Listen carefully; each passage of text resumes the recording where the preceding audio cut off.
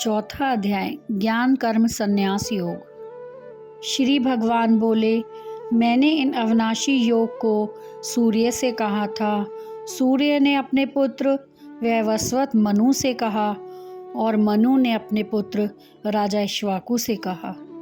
हे परम तप अर्जुन, इस प्रकार परंपरा से प्राप्त इस योग को राजर्षियों ने जाना, किंतु उसके बाद वह योग बहुत काल से इस पृथ्वी लोक में लुप्त प्राय हो गया। तू मेरा भक्त और प्रिय सखा है, इसलिए यह पुरातन योग आज मैंने तुझे कहा है, क्योंकि यह बड़ा ही उत्तम रहस्य है, अर्थात गुप्त रखने योग्य विषय है। अर्जुन बोले, आपका जन्म तो अर्वाचीन है, अभी हाल ही का है, और सूर्य का जन्म बहुत पुराना है, अर्थात कल्प के आदि में हो चुका था। तब मैं इस बात को कैसे समझूं कि आप ही ने कल्प के आदि में यह योग कहा था। श्री भगवान बोले, हे परम तप अर्जुन, मेरे और तेरे बहुत से जन्म हो चुके हैं, उन सबको तू नहीं जानता, किंतु मैं जानता हूँ। मैं अजन्मा और अविनाशी स्वरूप होते हुए भी तथा समस्त प्राणियों का ईश्वर होते हुए भी अपनी प्रकृति को अधीन करके अपनी योग माया से प्रकट होता हूँ। हे भारत, जब जब धर्म की हानि और अधर्म की वृद्धि होती है, तब तब ही मैं अपने रूप को रचता हूँ, अर्थात साकार रूप से लोगों के सम्मुख प्रकट होता हूँ। साधु पुरुषों का उद्धार करने के लिए, पाप कर्म करने वालों का विनाश करने के लिए और धर्म की अच्छी तरह से स्थापना करने के लिए मैं युग युग में प्रकट हुआ करता हूँ। हे अर्जुन, मेरे जन्म और कर्म दिव्य अर्थात निर्मल और अलौकिक हैं। इस प्रकार जो मनुष्य तत्व से जान लेता है, वह शरीर को त्याग कर फिर जन्म को प्राप्त नहीं होता, किंतु मुझी को प्राप्त होता है। पहले भी जिनके राग, भय और क्रोध सर्वथा नष्ट हो गए थे और जो मुझ में अनन्य प्रेम पूर्वक स्थिर रहते थे, ऐसे मेरे आश्रित रहने वाले बहुत से भक्त उपयुक्त ज्ञान रूप तप से पवित्र होकर मेरे स्वरूप को प्राप्त हो चुके हैं। हे अर्जुन, जो भक्त मुझे जिस प्रकार भजते हैं, मैं भी उनको उसी प्रकार भजता हूँ, क्योंकि सभी मनुष्य सब प्रकार से मेरे ही मार्ग का अनुसरण करते हैं। इस मनुष्य लोक में कर्मों के फल को चाहने वाले लोग देवताओं का पूजन किया करते हैं, क्योंकि उनको कर्मों से उत्पन्न होने वाली सिद्धि शीघ्र ही मिल जाती है। ब्राह्मण, क्षत्रिय, वैश्य और शूद्र, इन चार वर्णों का समूह गुण और कर्मों के विभाग पूर्वक मेरे द्वारा रचा गया है। इस प्रकार उस सृष्टि रचनादि कर्म का कर्ता होने पर मुझ अविनाशी परमेश्वर को तू वास्तव में अकर्ता ही जान। कर्मों के फल में मेरी स्पृहा नहीं है, इसलिए मुझे कर्म लिप्त नहीं करते।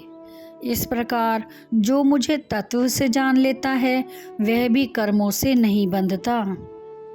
पूर्व काल में मुमुक्षुओं ने भी इस प्रकार जानकर कर्म किए हैं, इसलिए तू भी पूर्वजों द्वारा सदा से किए जाने वाले कर्मों को ही कर। कर्म क्या है और अकर्म क्या है, इस प्रकार इसका निर्णय करने में बुद्धिमान पुरुष भी मोहित हो जाते हैं।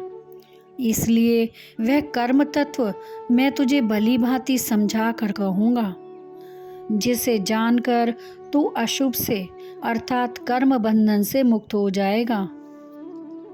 कर्म का स्वरूप भी जानना चाहिए और अकर्म का स्वरूप भी जानना चाहिए तथा विकर्म का स्वरूप भी जानना चाहिए, क्योंकि कर्म की गति गहन है।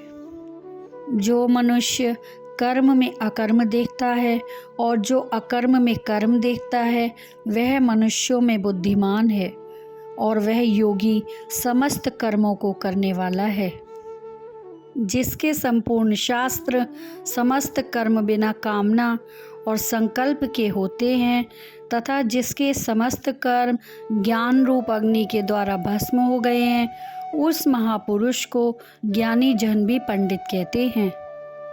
जो पुरुष समस्त कर्मों में और उनके फल में आसक्ति का सर्वथा त्याग करके संसार के आश्रय से रहित हो गया है और परमात्मा में नित्य तृप्त है, वह कर्मों में भली भांति बरतता हुआ भी वास्तव में कुछ भी नहीं करता। जिसका अंतःकरण और इंद्रियों के सहित शरीर जीता हुआ है और जिसने समस्त भोगों की सामग्री का परित्याग कर दिया है, ऐसा आशा रहित पुरुष केवल शरीर संबंधी कर्म करता हुआ भी पापों को नहीं प्राप्त होता। जो बिना इच्छा के अपने आप प्राप्त हुए पदार्थ में सदा संतुष्ट रहता है, जिसमें ईर्ष्या का सर्वथा अभाव हो गया है, जो हर्ष शोक आदि द्वंद्वों में सर्वथा अतीत हो गया है, ऐसा सिद्धि और इस सिद्धि में सम रहने वाला कर्मयोगी कर्म करता हुआ भी उनसे नहीं बंधता। जिसकी आसक्ति सर्वथा नष्ट हो गई है, जो देहाभिमान और ममता रहित हो गया है, जिसका चित्त निरंतर परमात्मा के ज्ञान में स्थित रहता है, ऐसा केवल यज्ञ संपादन के लिए कर्म करने वाले मनुष्य के संपूर्ण कर्म भली भांति विलीन हो जाते हैं। जिस यज्ञ में अर्पण अर्थात स्वा आदि भी ब्रह्म है और हवन किए जाने योग्य द्रव्य भी ब्रह्म है तथा ब्रह्म रूप कर्ता के द्वारा ब्रह्म रूप अग्नि में आहुति देना रूप क्रिया भी ब्रह्म है, उस ब्रह्म कर्म में स्थित रहने वाले योगी द्वारा प्राप्त किए जाने वाले योग्य फल भी ब्रह्म ही हैं। दूसरे योगी जन देवताओं के पूजन रूप पर ब्रह्म परमात्मा रूप अग्नि में अभेद दर्शन रूप यज्ञ के द्वारा ही आत्म रूप यज्ञ का हवन किया करते हैं। अन्य योगी जन श्रोत्र आदि समस्त इंद्रियों को संयम रूप अग्नियों में हवन किया करते हैं और दूसरे लोग शब्द आदि समस्त विषयों को इंद्रिय रूप अग्नियों में हवन किया करते हैं। दूसरे योगी जन इंद्रियों की संपूर्ण क्रियाओं को और प्राण की समस्त क्रियाओं को ज्ञान से प्रकाशित आत्म संयम योग रूप अग्नि में हवन किया करते हैं। कई पुरुष द्रव्य संबंधी यज्ञ करने वाले हैं, कितने ही तपस्या रूप यज्ञ करने वाले हैं तथा दूसरे कितने ही योग रूप यज्ञ करने वाले हैं। कितने ही अहिंसादि तीक्ष्ण व्रतों से युक्त यत्नशील पुरुष स्वाध्याय रूप ज्ञान यज्ञ करने वाले हैं। दूसरे कितने ही योगी जन अपान वायु में प्राण वायु को हवन करते हैं, वैसे ही अन्य योगी जन प्राण वायु में अपान वायु को हवन करते हैं तथा अन्य कितने ही नियमित आहार करने वालों प्राणायाम पारायण पुरुष प्राण और अपान की गति को रोककर प्राणों को प्राणों में ही हवन किया करते हैं। ये सभी साधक यज्ञों द्वारा पापों का नाश कर देने वाले और यज्ञों को जानने वाले हैं। हे कुरुश्रेष्ठ अर्जुन, यज्ञ से बचे हुए अमृत रूप अन्न का भोजन करने वाले योगी जन सनातन परब्रह्म परमात्मा को प्राप्त होते हैं और यज्ञ ना करने वाले पुरुष, उनके लिए तो यह मनुष्य लोग भी सुखदायक नहीं हैं। वेद की वाणी में विस्तार से कहे गए हैं, उन सबको तू मन इंद्रिय और शरीर की क्रिया द्वारा संपन्न होने वाला जान। इस प्रकार तत्व से जानकर उनके अनुष्ठान द्वारा तू कर्म बंधन से सर्वथा मुक्त हो जाएगा। हे परम तप अर्जुन, द्रव्य में यज्ञ की अपेक्षा ज्ञान यज्ञ अत्यंत श्रेष्ठ है तथा यावन मात्र संपूर्ण कर्म ज्ञान में समाप्त हो जाते हैं। उस ज्ञान को तू तत्वदर्शी ज्ञानियों के पास जाकर समझ। उनको भली भांति दंडवत प्रणाम करने से, उनकी सेवा करने से और कपट छोड़कर सरलता पूर्वक प्रश्न करने से वे परमात्म तत्व को भली भांति जानने वाले ज्ञानी महात्मा तुझे उस तत्व ज्ञान का उपदेश करेंगे, जिसको जानकर फिर तू इस प्रकार मोह को प्राप्त नहीं होगा। तथा हे अर्जुन, जिस ज्ञान के द्वारा तू संपूर्ण भूतों को निशेष भाव से पहले अपने में और पीछे मुझे सच्चिदानंद घन परमात्मा में देखेगा, यदि तू अन्य सब पापियों से भी अधिक पाप करने वाला है तो भी तू ज्ञान रूप नौका द्वारा निसंदेह संपूर्ण पाप समुद्र से भली भांति तर जाएगा।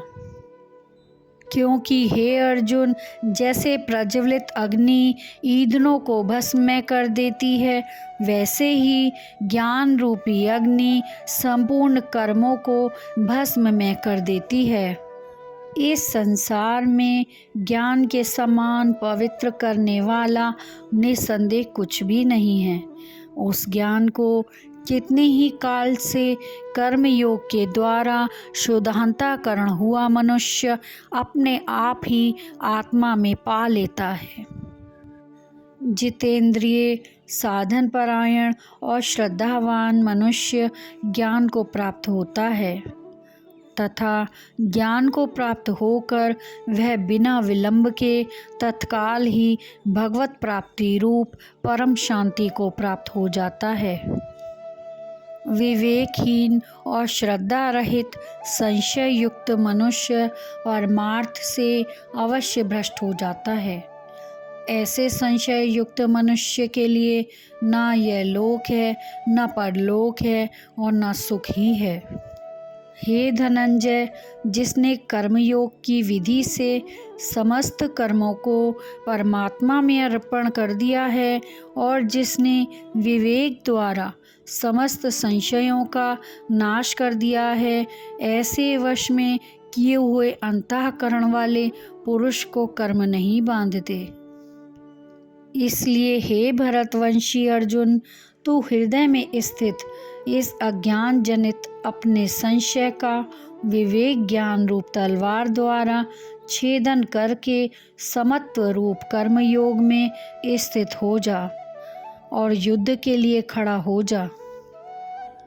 इस प्रकार उपनिषद, ब्रह्म विद्या तथा योग शास्त्र रूप श्रीमद् भगवद गीता के श्री कृष्ण अर्जुन संवाद में ज्ञान कर्म संन्यास योग नामक चौथा अध्याय संपूर्ण हुआ।